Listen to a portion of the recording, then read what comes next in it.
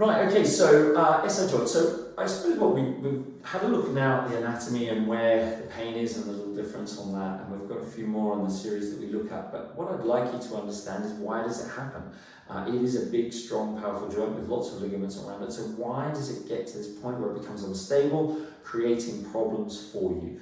And there are primarily two reasons. One is a direct trauma, and the trauma will give a little bit of an indication as to what type of problem you have.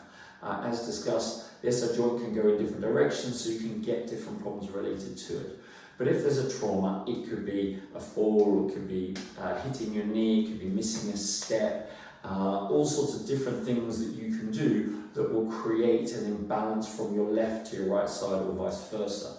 And that's what creates the torsion across the SI joint and builds up the load. So that is one area that can create it. So there might be a specific event that you're looking for, so try and find out what that was, because it will really help us understand what directional problems you're probably having.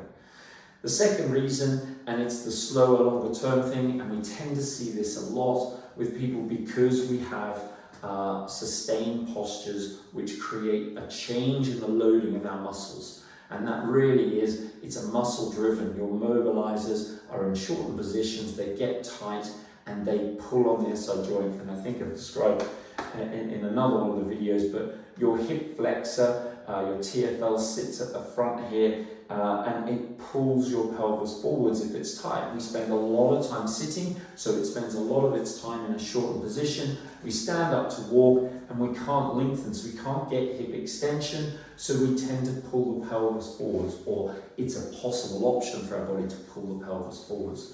So we can get this as a slow change in postural habits that as a result on the muscle length.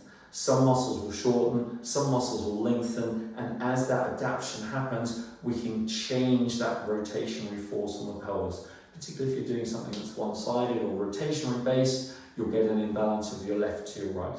So they're the sort of things that we will want to look into and investigate, understand, because we want to change those habits to make sure you get to a better place long term.